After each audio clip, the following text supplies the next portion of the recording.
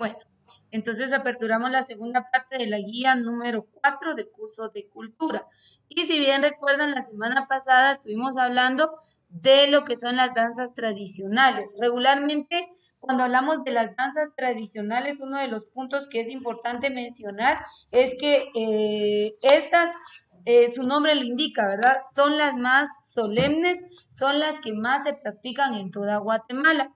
Algo muy importante es que algunas de las danzas están declaradas como el patrimonio intangible, que se utilizan recursos tangibles, así como por ejemplo algunos trajes típicos, algunas artesanías o instrumentos autóctonos, pero las danzas en su mayoría son parte del patrimonio cultural intangible.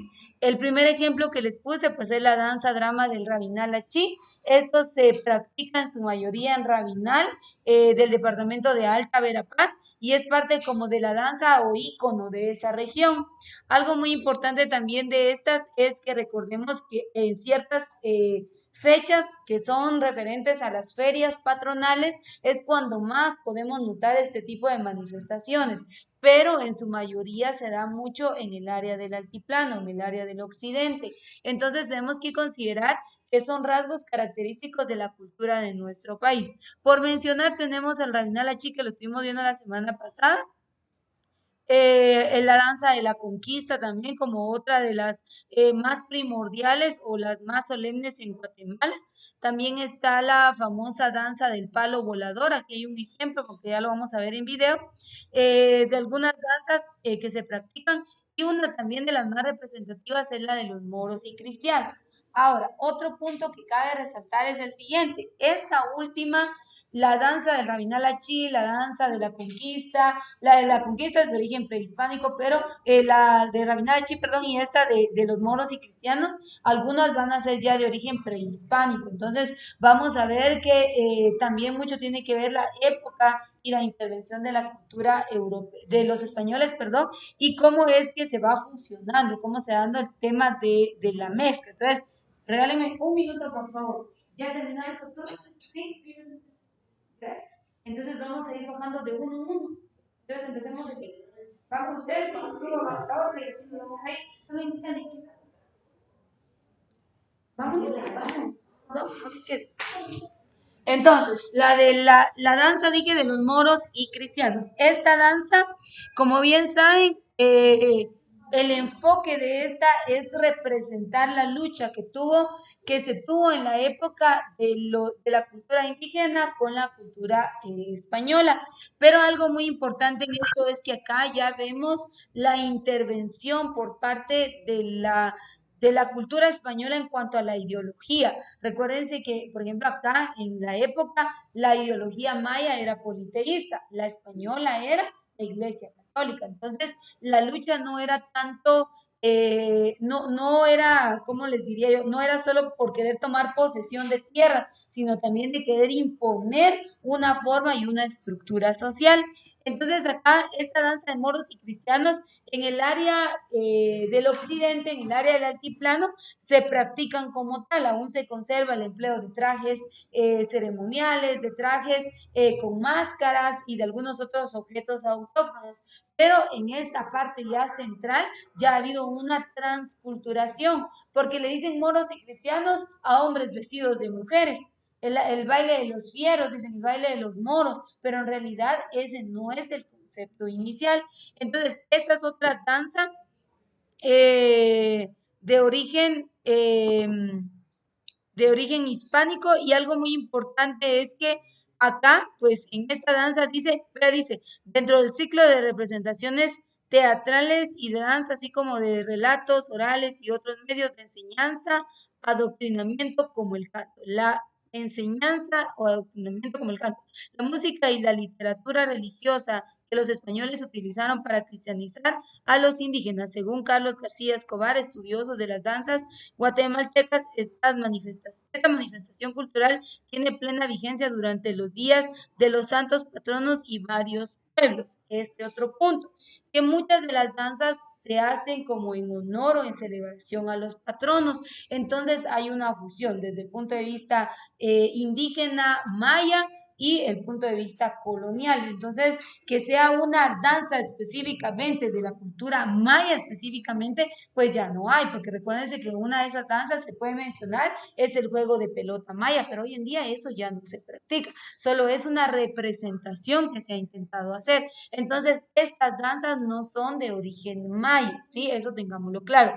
Que se emplearon elementos culturales, sí, pero que sea 100% de origen maya, no. Entre las danzas también están las danzas populares. Y aquí, dentro de las danzas populares, aquí ya van a surgir otras manifestaciones. Mira, pues dice, existen otras danzas que se inscriben dentro del ciclo campesino o de la gran familia de las danzas cazadoras y fáunicas, como la danza de toritos, la del venado y la de los animalitos, también llamada del tirador, que involucra a personajes de la fauna local, tigres, venados, coyotes, dice dantas, jabalíes, perros, coches de monte y el mono mico. Siguiendo a García Escobar, estas danzas tienen como argumento historias sencillas relacionadas con la veneración a la Virgen María, como en el caso de Ciudad Vieja, en la que el tirador va al bosque para convencer a los animalitos de que ha llegado el tiempo de la fiesta a la Virgen de Concepción. Entonces se da cuenta que ya es más una fusión entre una ideología indígena y la imposición de la Iglesia Católica, porque ¿qué tienen que ver los mayas con la Virgen? Si se dice, la historia dice que eran politeístas. Entonces, tenemos que comprender que aquí ya más que todo ha habido como una mezcla. Hay muchas danzas en Guatemala, por ejemplo, la danza de los gigantes. Ah, ¿la han visto?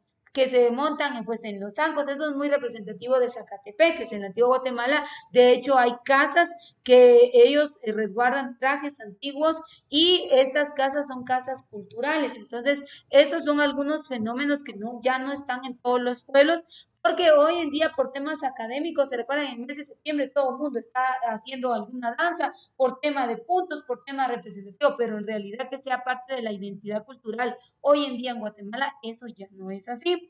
Entonces, por ejemplo, mira, aquí está la de los gigantes. Dice, está constituida por 4 gigantes, 2 rubios y 2 negros, confeccionados con un armazón de madera, recubierta por largos vestidos multicolores. Las enormes cabezas y las manos se elaboran con madera de cedro y pintan con óleos.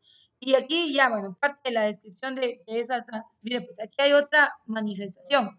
El baile de las flores es característico del área central de Guatemala, particularmente de Guatemala y de Zacatepeques. La danza consiste en las evoluciones de un grupo de danzadores alrededor del tronco de un árbol del que cuelgan cintas o listones de muchos colores. Los danzadores trenzan estos listones en el árbol para luego desenredarlos bailando. El baile tiene música y textos propios y se ejecuta en homenaje al santo patrono de un pueblo. Se da cuenta, toda la mayoría de danzas son en representación a los patronos. Entonces, esto es en el caso de los 21 departamentos y de los municipios que conforman estos 21 departamentos.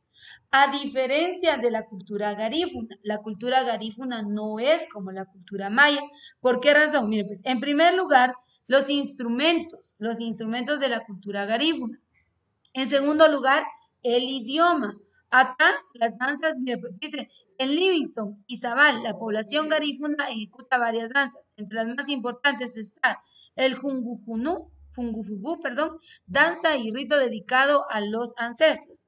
La chumba, danza alusiva a la elaboración del casabé. Punta, danza que se ejecuta en los velorios. Mire, la punta, ¿han visto cómo se baila la punta, verdad? Ahora mire dónde se ejecuta, en los velorios. Dice, sirve como despedida para el difunto y además implica la fertilidad. El yancunú o, ¿qué dice ustedes? O guanaragua danza masculina de tipo guerrero que usualmente hace burla del hombre blanco, y la parranda, danza del 12 de diciembre o Día de Guadalupe. Entonces se da cuenta, esta es como en honor a el patrono. Sin embargo, las demás tienen otro enfoque cultural. Entonces tenemos que comprender que en este caso esta es la única cultura que tiene como más diversidad ajena a lo de los patronos. Y en el caso de otro de los elementos muy representativos también que tiene mucho que ver con la ideología religiosa es el tema de la gastronomía. Para no ir tan lejos, por ejemplo, en el mes de noviembre, ustedes, uno de los platillos más representativos en noviembre, ¿cuál es? El fiambre. ¿Y en honor a quién se hace el fiambre?